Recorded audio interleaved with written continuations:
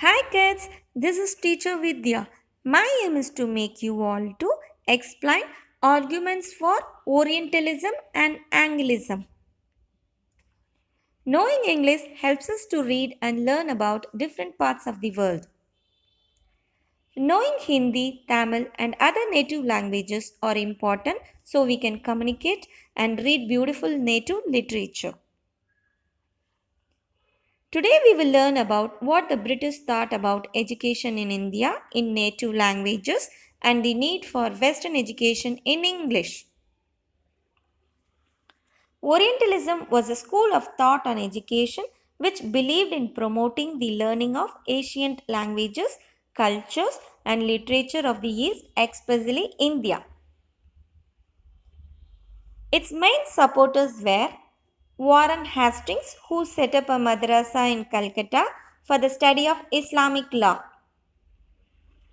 William Jones, Henry Thomas Colebrook, and Nanandiyal Halhead, who set up the Asiatic Society of Bengal, started a journal and translated ancient texts so that they could be read by everyone.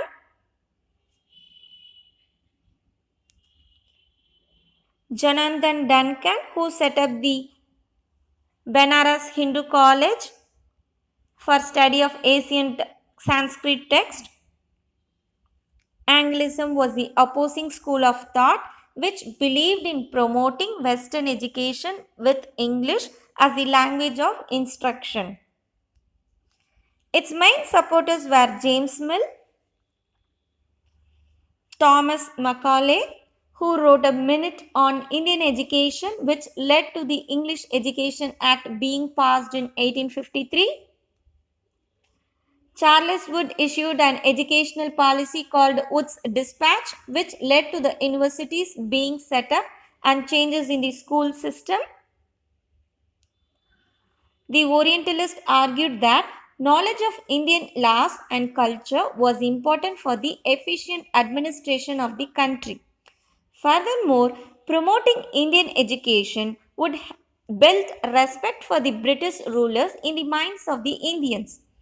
The Anglists argued that Indian knowledge was unscientific and full of errors.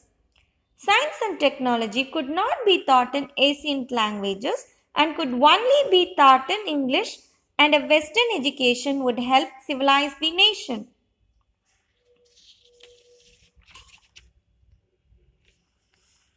Students can be divided into classes based on their interest, skills, learning levels in different subjects. The school system that we follow today was introduced in India by the British in the 18th. Today we will learn about the school system followed in India before that and how it was changed by the British. In the pre-British era, schools in India were called Pathsalas. 15 to 20 students of all ages together were taught by a guru in these Pathsalas. As we see in this picture, no textbooks, no notebooks, or no blackboards were used to teach. We can assume that these students were taught orally and learned by listening and reciting. Poor students paid lower fees while richer students paid higher fees. The school schedule was flexible as per needs of the students. After changes were introduced in the British era, classes were held in classrooms inside buildings or structures with students of the same age group in each class.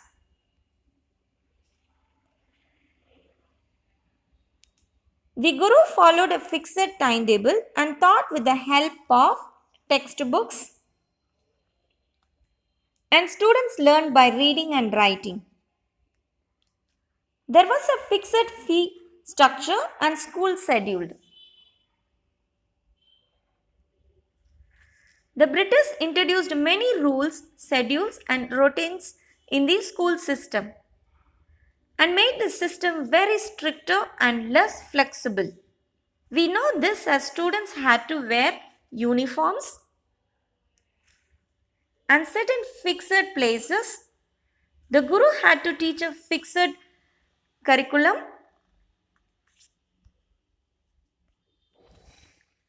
Fees and school scheduled were also fixed.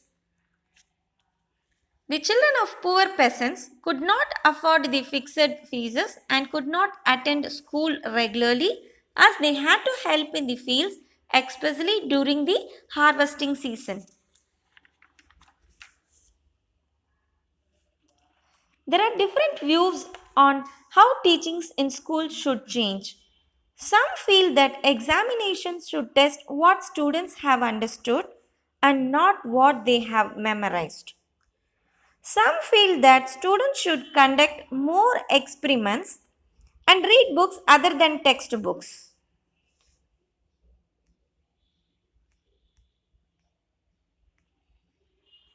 Today we will understand the views of two very important people on education in India, Mahatma Gandhi and Rabindranath Tagore. Mahatma Gandhi strongly believed that every child should be taught a handicraft and not just what to do, but also why and how it is to be done. He held that it was only through such education that a child would develop overall. Tagore school is called Santinigetan, which means abode of peace.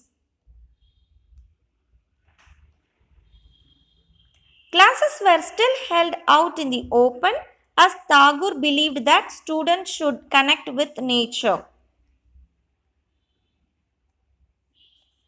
Education in science and technology went hand in hand with art and music, drama and dance. Mahatma Gandhi was completely opposed to Western education in India as it is alienated Indians from their own culture and country. He held that teaching numbers and letters does not amount to an education.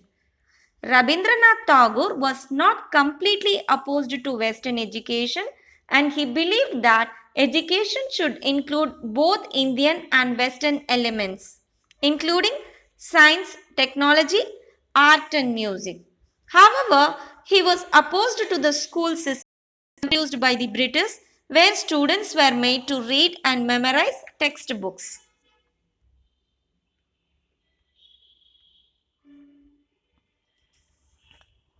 Macaulay's Minute on Indian Education was the first major step taken towards introducing Western education in India. Following this minute, the English Education Act of 1835 was passed. The second major step was the dispatch sent by Charles Wood, more popularly known as Wood's Dispatch. Following this dispatch, changes were introduced in the school system in India. There were two main motives behind introducing Western education in India: economic motives and moral motives.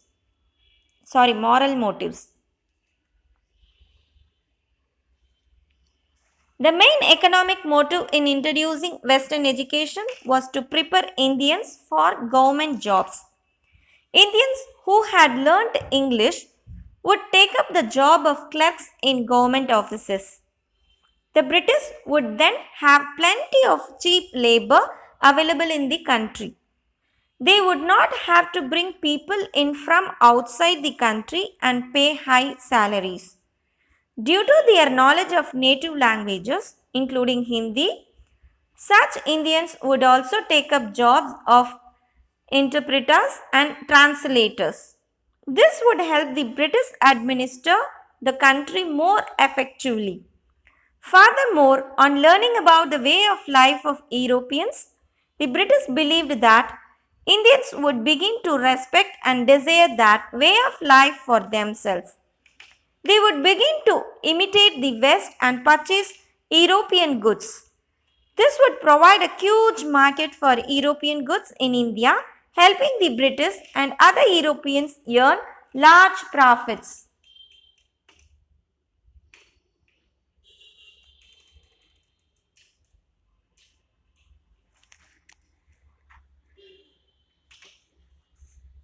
The British felt that by introducing Western education and teaching Indians the English language, they would instill a sense of duty and morality in them. This would reduce the crimes in the country, making the administration of the country easier for the British. Therefore, we see that many British people truly believed that Western education would help to civilize the nation.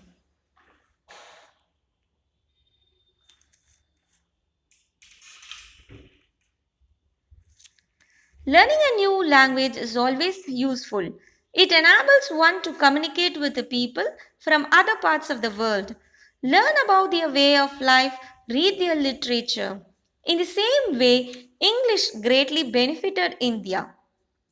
In fact, by learning about revolutions in France and America, freedom fighters in India were inspired to fight for the independence of our country.